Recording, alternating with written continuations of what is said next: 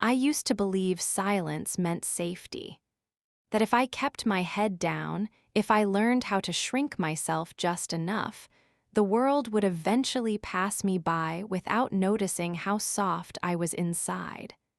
I learned early how to read rooms, how to sense danger in tone instead of words, how to swallow feelings before they made trouble.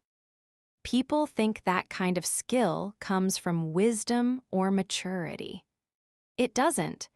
It comes from being hurt and realizing no one is coming to stop it. The first time I understood that, I was 9 years old, standing in a school hallway that smelled like floor cleaner and old paper, while a boy I barely knew laughed because I'd dropped my books. The sound wasn't loud. It didn't need to be. It cut anyway. I remember crouching to pick everything up, my hands shaking, my ears burning, and thinking not that he was cruel, but that something was wrong with me for making it so easy.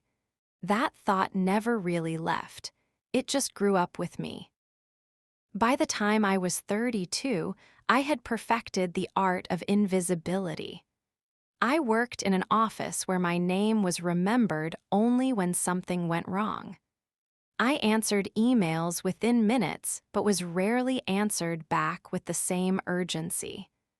I dressed neatly, spoke politely, smiled when spoken to, and never took up more space than absolutely necessary.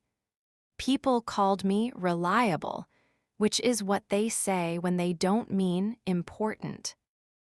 I lived alone in a small apartment with thin walls and a view of a brick building so close it felt like it was leaning in to watch me breathe.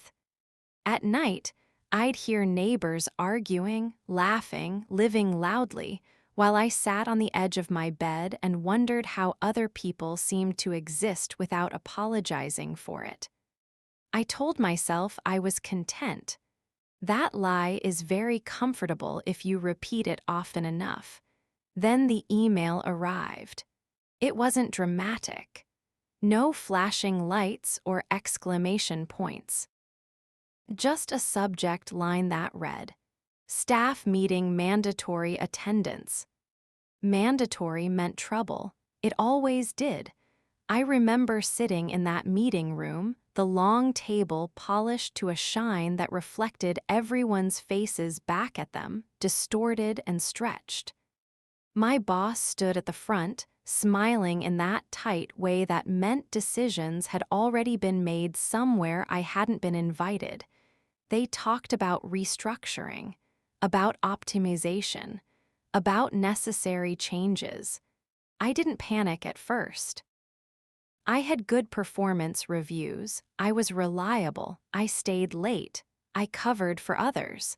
I'd skipped lunches, weekends, vacations. Surely that counted for something. Then my name was said. It landed in the room like a dropped plate. I was being let go.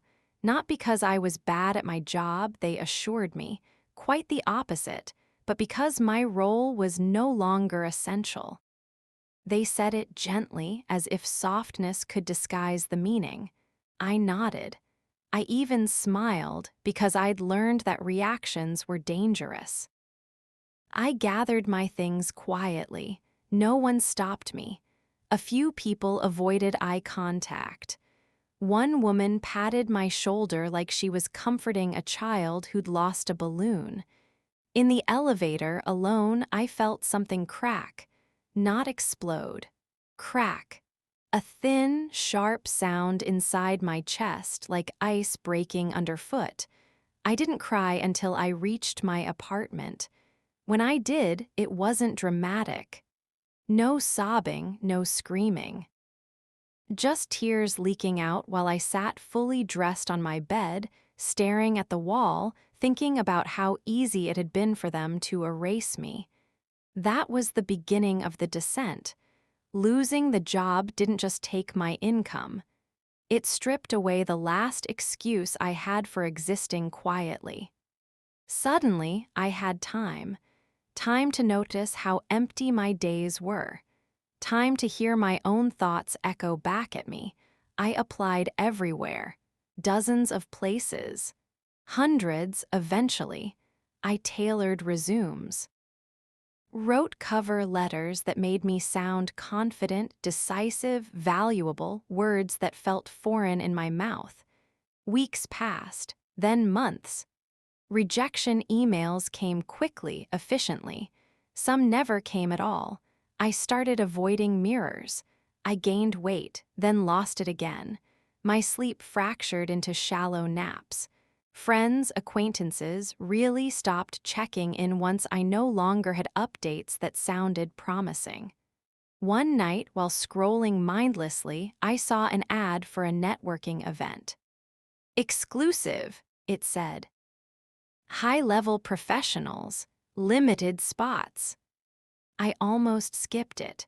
Those spaces were never meant for people like me, but something in me was tired of disappearing, tired of being quietly removed from rooms.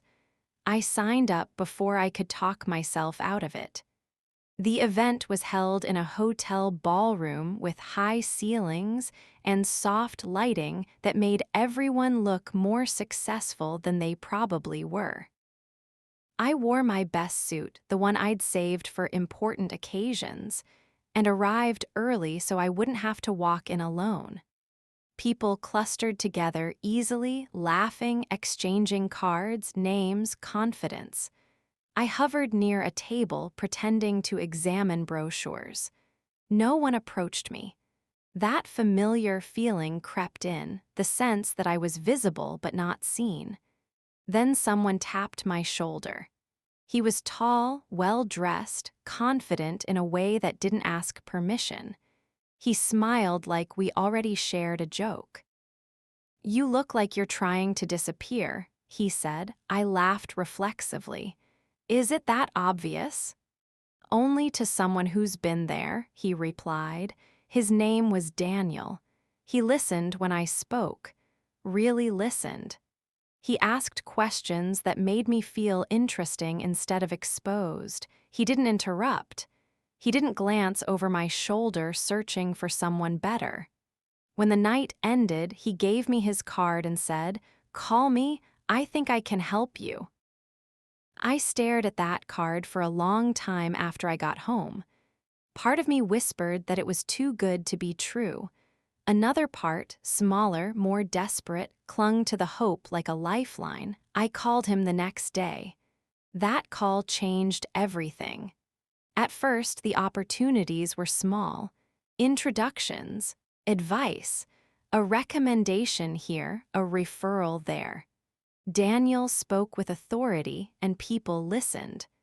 Doors that had been locked to me for years began to crack open. He became a regular presence in my life. Lunches turned into dinners. Conversations stretched late into the night. He told me stories about power, about how the world really worked beneath the surface politeness. "People don't respect kindness," he said once, stirring his drink slowly. "They respect leverage." I didn't fully understand what he meant, but I nodded anyway. Because things were improving, I was being noticed, invited, considered, and for the first time in my life, I felt chosen. That feeling is intoxicating when you've lived on scraps of acknowledgement your entire life. I didn't notice the cost at first. The jokes that landed a little too sharp, the comments about how lucky I was, the way he'd correct me publicly, smiling as if it were mentorship. "Trust me," he'd say, "I'm helping you." And I believed him, because believing felt safer than going back to nothing. The night everything shifted, we were at another event far grander than the first. People who mattered. Names I recognized, power humming in the air. Daniel introduced me around like a project. "This is the one I told you about," he'd say. Not my name, just that. I laughed it off. I always laughed things off, until someone asked me a question and I answered honestly and Daniel interrupted. "No," he said lightly, placing a hand on my shoulder. That's not quite right. Everyone chuckled. Heat flooded my face. I tried to recover, to explain, but the moment was gone. The room had already decided. Later in the car, I mentioned it, carefully, like stepping around broken glass. He sighed. You're too sensitive. You should be grateful I'm putting you in these rooms at all. The words landed heavier than he intended, or maybe exactly as he intended. Grateful. I stared out the window, watching the city blur past, and felt that old, familiar crack widen just a little more. I told myself it was temporary, that this was the price of growth. That humiliation was just another rung on the ladder. What I didn't know then, what I couldn't possibly know, was that I wasn't climbing. I was being positioned. And the fall, when it came, would be public, and devastating, and necessary. After that night, something subtle changed in me, the way a bruise changes color before you realize how deep it actually goes. I became careful in a new way, not quieter, not smaller, but more alert. I started replaying conversations in my head, searching for the moment I'd misstepped, the word I'd chosen wrong, the expression that might have annoyed him. I told myself this was growth, adaptation, professional awareness. Really, it was fear learning how to dress itself up as gratitude. Daniel's help intensified. So did his expectations. He began calling without warning, asking me to drop whatever I was doing and meet him. If I hesitated, even briefly, he'd laugh and say, I thought you wanted this. I always said yes after that.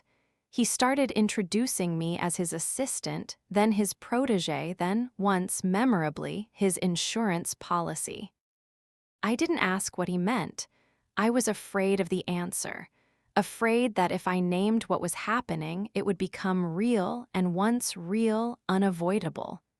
The rooms grew larger, the people more powerful, and I shrank inside them, even as my presence technically expanded. At one event, I spilled a drink on myself. A stupid accident, the kind that happens to everyone eventually, but Daniel seized the moment like it had been rehearsed. Well, he announced to the table, laughing, that's why I keep them away from the important documents. The laughter that followed was polite, practiced. It didn't matter that I wasn't actually responsible for any documents. The image had already been planted. Clumsy, inadequate, lucky to be there. I excused myself to the restroom and locked myself into a stall. I stared at my reflection in the metal partition, my face flushed, my eyes glassy, and felt something sink into my stomach. Not anger. Not yet. Shame. Deep, old, familiar shame. The kind that tells you this is what you deserve for reaching beyond your station. I stayed in that stall until my breathing slowed. Then I fixed my clothes, reapplied my smile, and went back out like nothing had happened. Daniel caught my eye and gave a small nod, as if I'd passed a test. That was the moment I realized the humiliation wasn't incidental. It was deliberate. He needed me off balance, grateful, unsure. Because a person who doubts themselves will accept almost anything in exchange for belonging. The requests escalated. He asked me to handle tasks that weren't in my interest, to pass along messages I didn't understand, to attend meetings where I wasn't allowed to speak, only observe. Once he asked me to take the blame for a scheduling error that wasn't mine. It's better this way, he said. You don't have anything to lose. That sentence lodged itself in my chest and refused to move, because part of me knew it was true. I had built my entire sense of worth around usefulness, around being needed, around not being the one who caused trouble. So when trouble came wearing a familiar face and calling itself opportunity, I stepped aside and let it pass through me. Friends noticed the change before I did, or maybe I noticed and ignored it. "You seem different," one of them said over coffee. "Tired." "I'm just busy," I replied automatically. Busy becoming someone I didn't recognize. The breaking point came quietly, like most real breaking points do. Daniel invited me to a private meeting at his office late one evening. The building was nearly empty, the lights dimmed to after-hours levels that made everything feel slightly unreal. He poured himself a drink, didn't offer me one, and leaned against his desk. "I need you to do something for me," he said. The tone was casual, too casual. He slid a folder across the desk. Inside were documents, contracts, names I recognized, names that carried weight. "I need you to deliver these," he continued. "And if anyone asks where they came from, you say they were your idea." My throat went dry. "My idea?" He smiled. "Relax, it's not illegal. Just aggressive." I flipped through the pages, my hands trembling now. This wasn't mentorship. This was positioning me as a shield, a buffer, someone expendable. "I don't think I can do this," I said quietly. The room shifted. The air changed. His smile vanished. He stared at me for a long moment, then sighed like a disappointed parent. "You know," he said, "I really thought you were smarter than this." The words hit harder than any shout could have. "I pulled you out of obscurity," he continued. "I gave you access. I vouched for you, and now when I ask for a small favor, you hesitate." He stepped closer, not threatening, just close enough to remind me of the imbalance. "Do you have any idea how replaceable you are?" he asked softly. I felt myself fold inward. Years of conditioning kicked in. Apologize, fix it, make it right. "I just need some time," I said, "to think." He laughed. "That's a luxury people like us don't have. People like us." In that moment, I understood the trap completely. He had never seen me as an equal. I was a tool, a narrative, proof of his generosity, and now potentially a liability. "I'll do it," I said. The relief on his face was immediate. He clapped me on the shoulder. "That's what I thought." I walked out of that office feeling hollowed out, like something essential had been removed without anesthesia. I delivered the documents. I took the meetings. I repeated the lines he fed me. And when the backlash came, as it inevitably did, it came for me first. Emails questioning my judgment, calls that went unanswered, invitations quietly withdrawn. Daniel was suddenly very busy. When I finally confronted him, he didn't deny it. "This is how it works," he said. "You take a hit, you learn, if you survive, maybe you earn your place." "And if I do?" I asked. He shrugged. "Then you were never meant for this world anyway." I went home that night and sat on my floor in the dark, my back against the couch, my phone face down beside me. I felt stripped. Exposed, like every quiet insecurity I'd ever had been proven correct. I cried until my chest hurt, and then something strange happened. The tears stopped. Not because I felt better, but because underneath the humiliation, beneath the fear, there was something else. Something I hadn't felt in a very long time. Clarity. I started replaying everything. Not just the last few months, my entire life. The moments I'd been dismissed, overlooked, used. The patterns I'd accepted as personal failures instead of systemic cruelty. I saw it all with brutal sharpness. And for the first time, I didn't ask what was wrong with me. I asked what would happen if I stopped cooperating. That question terrified me, which is how I knew it mattered. I didn't sleep that night. I sat by the window watching the city wake up, the sky slowly turning gray, and made a decision that felt reckless and inevitable all at once. If I was going to fall, I wasn't going to do it quietly. What I didn't know yet, what I couldn't have known, was that Daniel had underestimated something fundamental. He thought my weakness was my need to belong, but it was actually my ability to observe, and I had been watching him very, very closely. I didn't announce my change. That would have been too obvious, too clean. People like Daniel notice sudden shifts. They sense rebellion the way predators sense movement in tall grass. So I stayed exactly the same on the surface. Same tone, same compliance, same careful listening, but inside something had gone cold. I began writing things down, not emotionally, not dramatically, just facts. Dates, times, who said what, who was present. I saved emails, screenshotted messages. I backed everything up twice.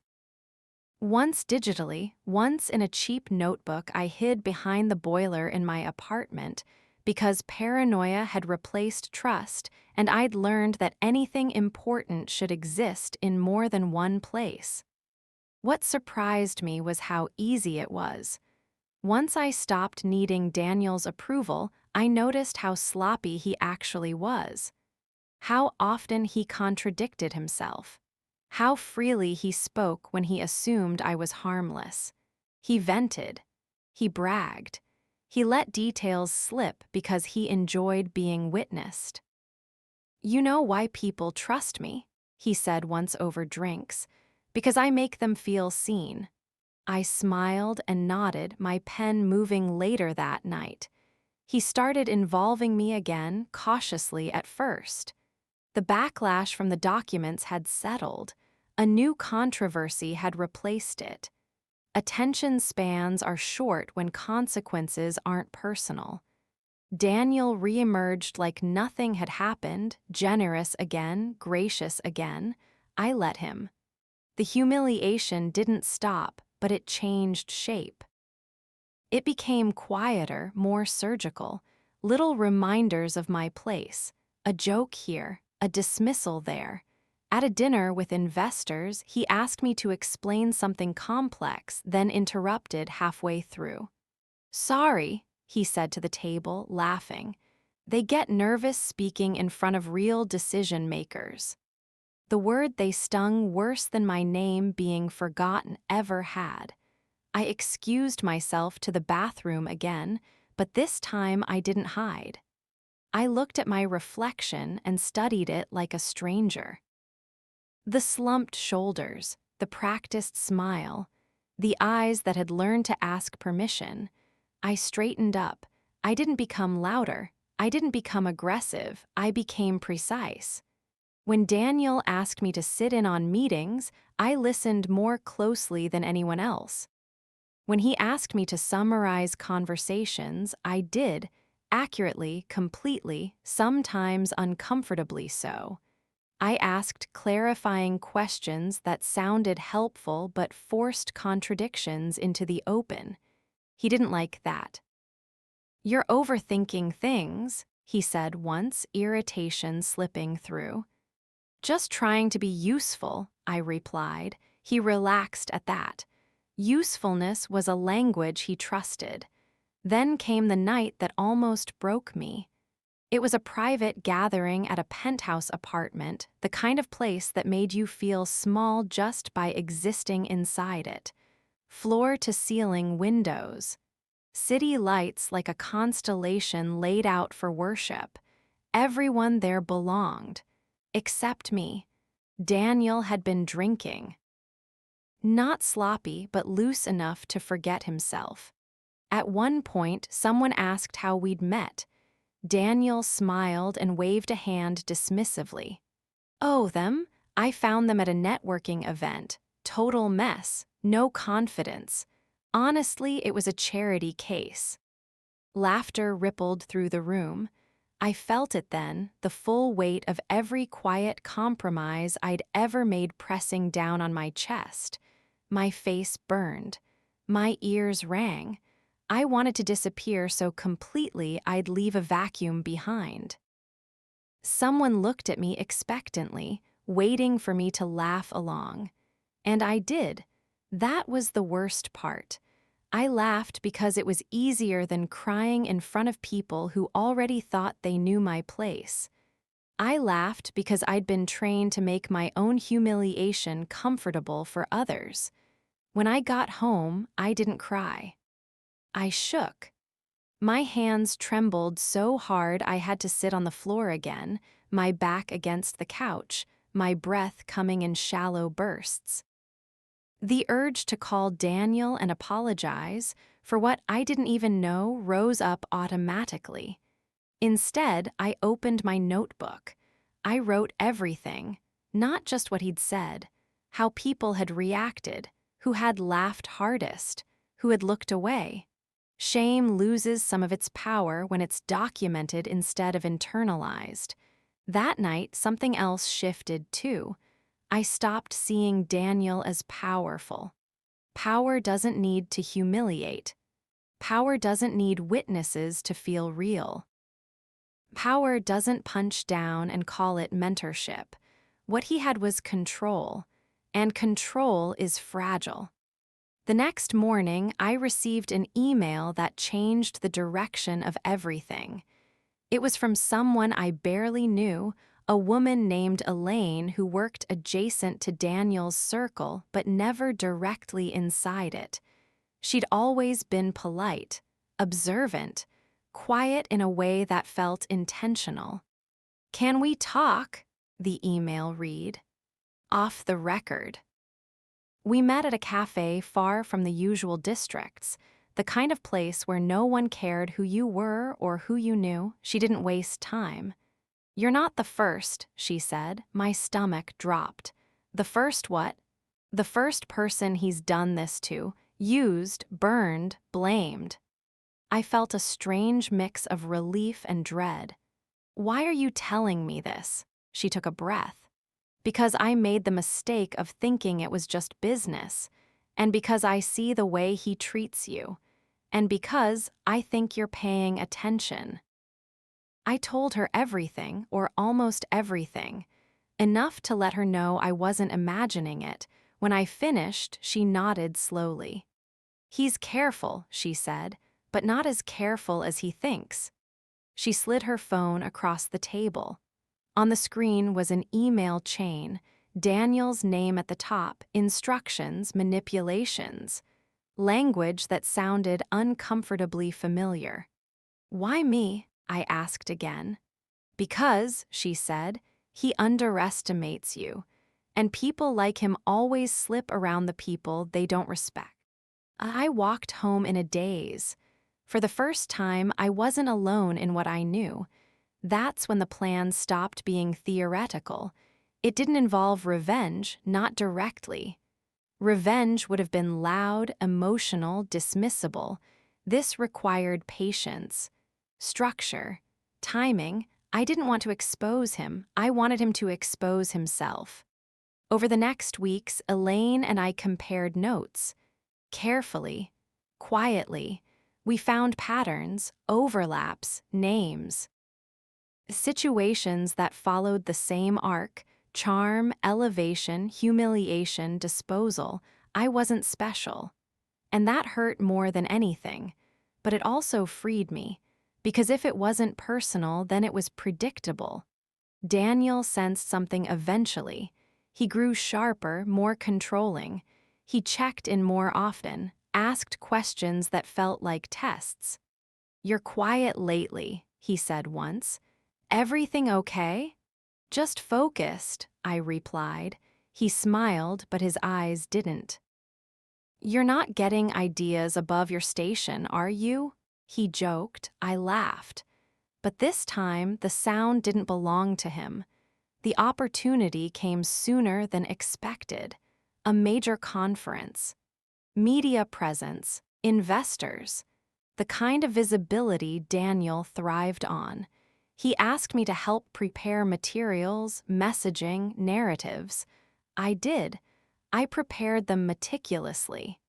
And I made sure every word he planned to say could be traced back to something he'd already done.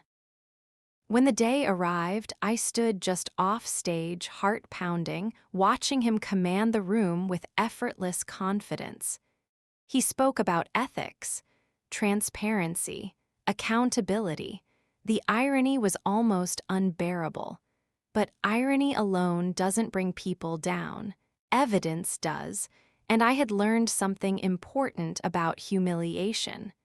It feels eternal when you're alone in it. But when the lights turn and the audience changes, it becomes a mirror. And some people can't survive their own reflection. The days leading up to the conference stretched like wire pulled too tight. Every interaction felt charged. Daniel oscillated between charm and scrutiny, praise and subtle threat. He was sensing instability in the structure he thought he owned, and people like him don't panic loudly, they probe. I made sure to give him nothing to grab onto. I arrived early each morning, left late each night. I responded to messages immediately.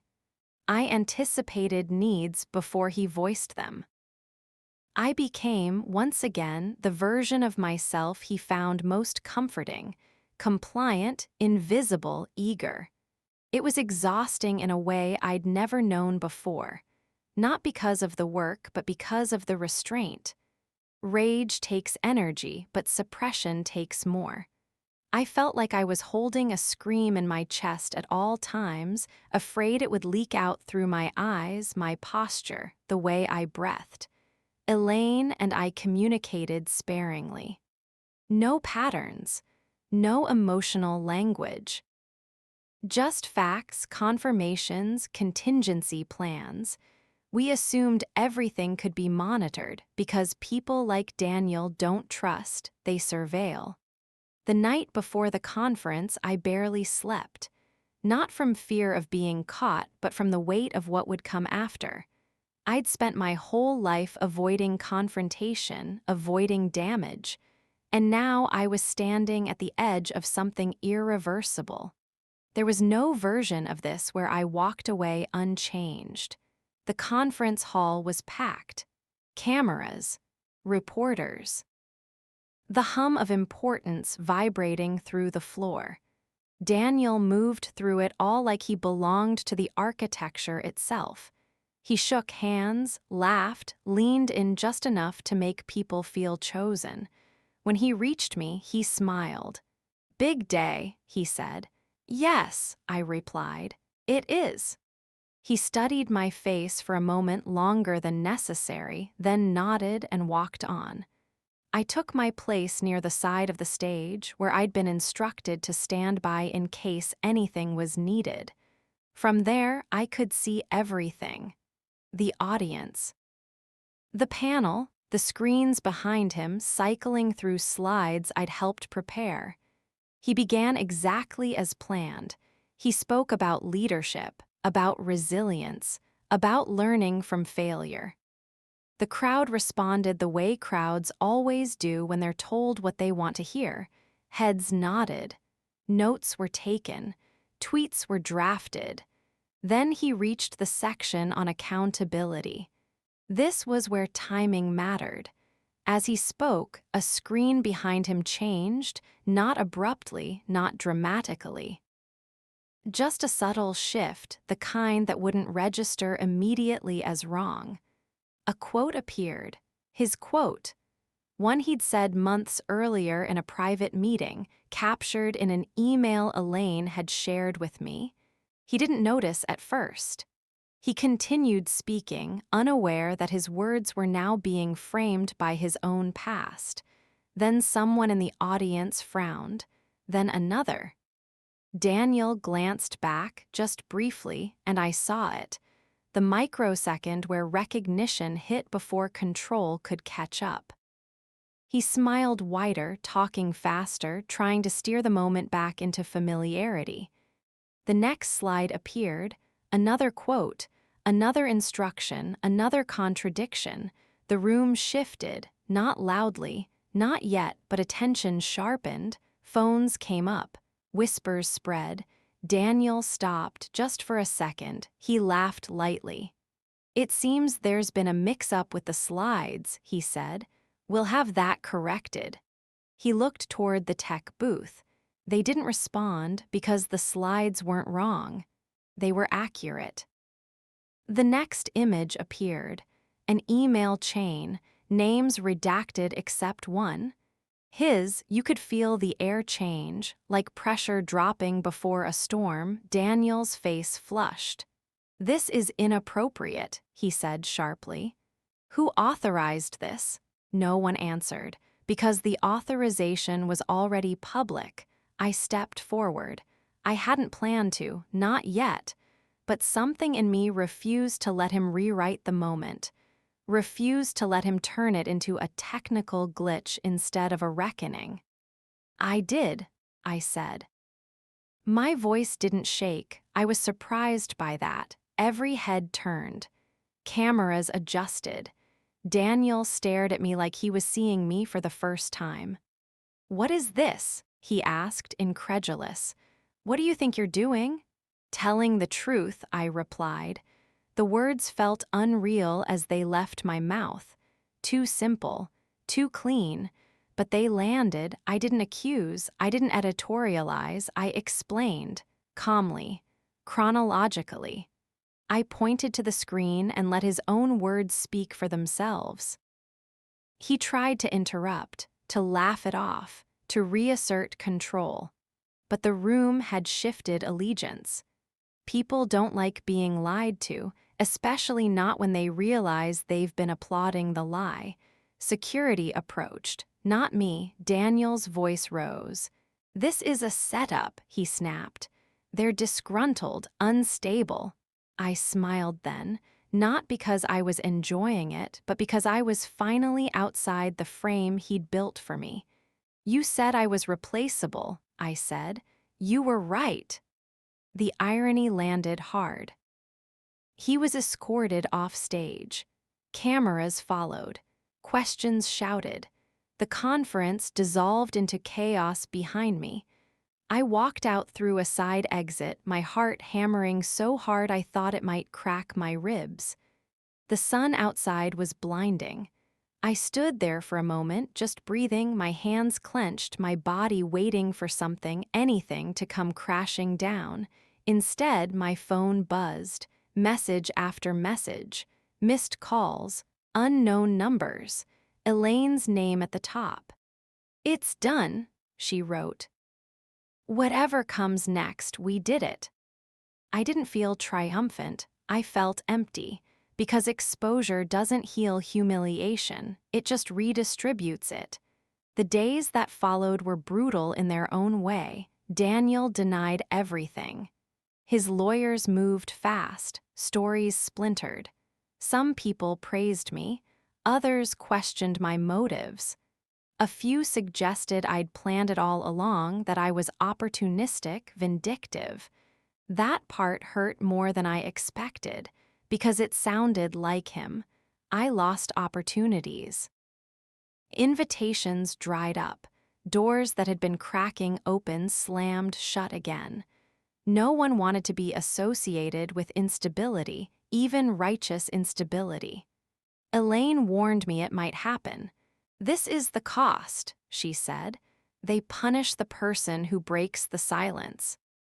At night, alone in my apartment, I wondered if I'd made a terrible mistake. If I'd traded one kind of invisibility for another. If all I'd really done was confirm what I'd always feared, that standing up would cost me everything. I dreamed about the laughter at that penthouse, about my own voice joining in, about the sound of it echoing. One evening, weeks later, I received a message I wasn't expecting. It was from Daniel, just a single line. "You think you won, you didn't." My hands shook as I stared at the screen, but instead of fear, something else rose up. Understanding. He still thought this was about him. He still thought the damage was external. He had no idea what had already happened. Because the real reversal wasn't public, it was internal, and I was only just beginning to understand what power actually was. For a long time after that message, I didn't reply. Not because I was afraid of him, though some part of me still was, but because I finally understood something that had taken me a lifetime to learn. Not every voice deserves an answer. Some only survive through reaction. Silence, used correctly, isn't weakness. It's withdrawal of fuel. Still, the aftermath didn't magically soften. My name circulated in hushed tones, sometimes with admiration, more often with caution. I became a story people referenced obliquely, a lesson disguised as gossip. "Did you hear about what happened? Be careful who you trust. You never really know someone." I wanted to scream that they were missing the point, that this wasn't about betrayal or ambition, that it was about survival. But survival stories rarely sound noble when they're told too plainly. I took contract work to pay rent. Short-term, quiet roles where no one asked about my past. I downsized my life until it fit into something manageable. Fewer objects, fewer people, fewer lies, and slowly, unexpectedly, I began to feel lighter, not happier, not yet, but steadier. One afternoon, months later, I ran into someone from the old circle. A man who had laughed at Daniel's jokes, who had watched me shrink and said nothing. He looked uncomfortable when he saw me. "That was intense," he said. "What you did." I studied his face, the uncertainty, the distance. "It wasn't," I replied. "What happened before it was?" He didn't know what to say to that. Most people didn't. The strange thing was how my memory of the humiliation began to change. It didn't fade exactly, but it stopped owning me. Instead of replaying it as proof of my inadequacy, I started seeing it as evidence of my endurance. I had survived being reduced to a punchline, and I was still here. That realization opened something up inside me. I began writing, not for exposure, not for justice, but for coherence. I wrote to understand how someone like me had ended up so deeply convinced that mistreatment was the price of belonging. Patterns emerged. Childhood moments I'd dismissed. Teachers who praised compliance more than courage. Relationships where my silence had been mistaken for agreement. I saw how thoroughly I'd been trained to accept less and call it maturity. And then I saw the twist, the real one. Daniel hadn't chosen me because I was weak. He'd chosen me because I was observant. Because people who grow up navigating emotional danger learn to read undercurrents, to anticipate shifts, to notice inconsistencies others miss. Those skills are invisible when you're quiet, but invaluable when someone wants plausible deniability. I hadn't been accidental collateral. I'd been selected. That reframing hit me harder than his worst insult ever had, because it meant the qualities I'd been ashamed of were the same ones that had made his control possible and his downfall inevitable. Around that time, Elaine called me. "They're investigating," she said. "Not publicly, but it's real." I felt no surge of victory, only a strange, distant calm. "What about you?" I asked. "I'm fine," she said. "You?" I thought about the apartment, the notebook behind the boiler, the person I'd been when all of this began. I think, I said slowly, I finally belong to myself. We didn't talk again after that. Some people are only meant to walk beside you for a stretch of the road. Months later, I saw Daniel's name in the news, not in headlines, not with spectacle, just a quiet mention, a resignation, personal reasons, an internal review that found irregularities, the kind of ending that denies drama but confirms truth. I expected to feel something. I didn't. Because by then, I had already won the only victory that mattered. I no longer needed him to lose. I started speaking carefully, intentionally about power dynamics, about manipulation dressed as mentorship, about how humiliation functions as a tool of control. Not naming names, not telling my story outright, just enough for the right people to recognize themselves. The response surprised me. Messages from strangers, from people who had thought it was just them, who had laughed along because survival demanded it, who were still trapped inside someone else's narrative. I answered everyone, not as a savior, not as an authority, as proof. And slowly, the thing I'd feared most, visibility, stopped feeling dangerous. It felt purposeful. One night, sitting by the same window where I'd once watched the sky turn gray in dread, I realized something else. The humiliation had never been the end of my story. It had been the signal. The moment where the old version of me, quiet, grateful, shrinking, could no longer survive. I didn't escape by becoming louder. I escaped by becoming honest, with myself first. The final message from Daniel stayed unanswered. Eventually, it stopped haunting me. Because power that depends on silence dies the moment silence becomes optional, and I had learned how to choose. There's a moment after everything collapses when the noise finally fades and you're left alone with what remains. No adrenaline. No audience. No villain to react against. Just you standing in the quiet, asking a question no one prepared you for. Who are you when you're no longer being shaped by fear? That question haunted me more than Daniel ever had. For most of my life, my identity had been reactive. I was careful because danger existed. Polite because punishment followed defiance. Useful because usefulness delayed abandonment. Even my courage, when it finally arrived, had been forged in opposition. I stood up because I was cornered. I spoke because silence had become unbearable. But once the crisis ended, once the narrative stopped needing a hero or a villain, I had to confront a truth that felt strangely terrifying. I didn't actually know who I was when no one was controlling me. That realization sent me into a quieter reckoning than any public humiliation ever could. I started noticing how often I still flinched, how my body braced when emails arrived, how I rehearsed conversations that never happened. Trauma doesn't leave when the threat disappears. It lingers, waiting for permission to relax.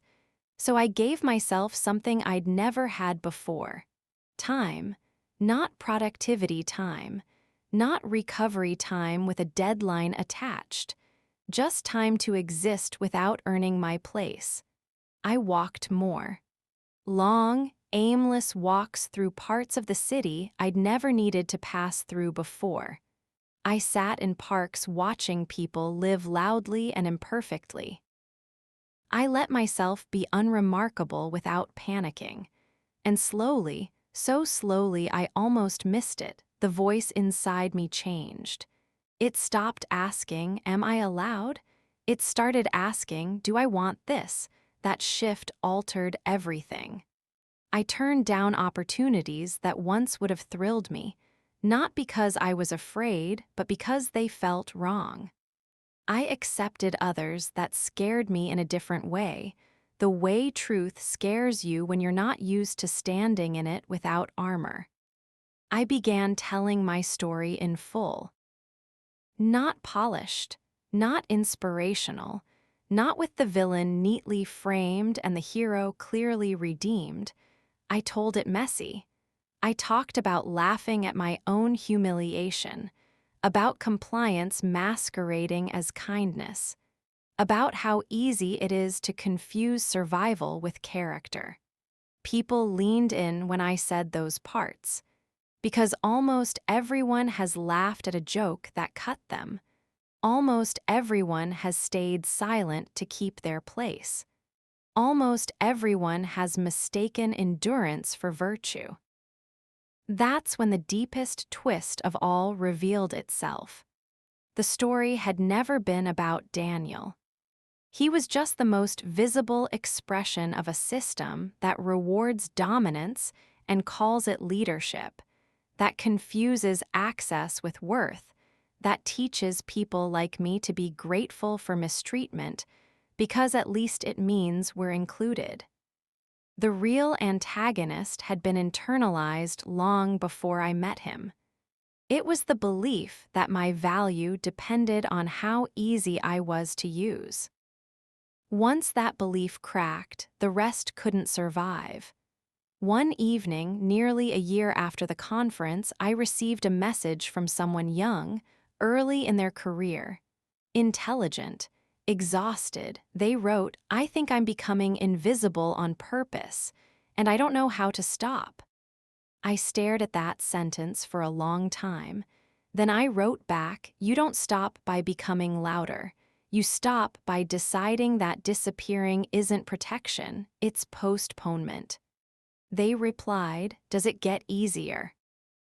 I thought about everything I'd lost, everything I'd gained, the person I'd been and the one I was still becoming. "No," I wrote, "it gets truer, and that's better." The final piece of healing came unexpectedly. I ran into Daniel one last time, not in a boardroom, not at an event, at a grocery store of all places, fluorescent lights, carts squeaking, normality stripping him of all mythology. He looked smaller, older, tired in a way success used to shield him from. He saw me and froze. Just for a moment, long enough for the imbalance to invert itself completely. He opened his mouth, probably to reclaim something, authority, narrative, control. I smiled, not tightly, not politely, genuinely, and I walked past him. That was it. No confrontation, no closure speech, no dramatic final words, because closure doesn't come from being understood by the person who harmed you. It comes from no longer needing to be. As I walked out into the parking lot, groceries in hand, something settled into place inside me with a quiet certainty. I was no longer defined by what I endured. I was defined by what I chose next. I chose presence over permission. I chose clarity over comfort. I chose myself not as a reward for surviving, but as a right I'd always had. And if there's one thing I know now, one thing I would leave behind for anyone listening, it's this: humiliation only works when you believe it's deserved. Power only works when you believe it's rare. And silence only protects you until the day it starts costing more than your voice. I didn't rise by becoming untouchable. I rose by refusing to disappear ever again. And that choice, quiet, steady, irreversible, was the most powerful thing I've ever done.